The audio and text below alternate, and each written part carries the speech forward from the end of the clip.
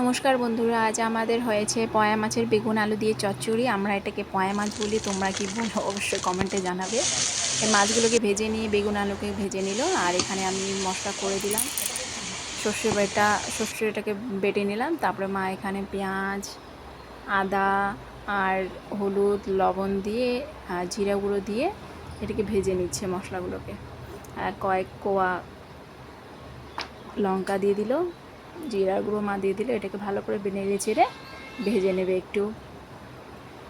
তারপরে এর মধ্যে যে বেগুন আলুগুলো ছিল, ভাজা বেগুন আলুগুলো, সেগুলো দিয়ে দেওয়া হলো।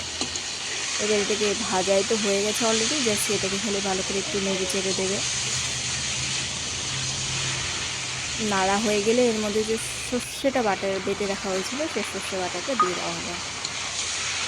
ভালো করে নেড়ে চেড়ে নেবে।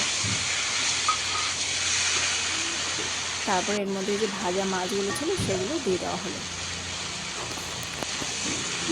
এটাকেও ভালো করে নেড়ে চেড়ে নেবে। দারুণ লাগে এই পয়া মাছের বেগুন আলু দিয়ে চচ্চড়ি।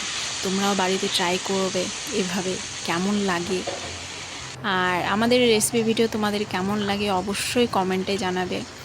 আর চ্যানেলটিকে নতুন হলে লাইক, কমেন্ট, সাবস্ক্রাইব, শেয়ার অবশ্যই করবে।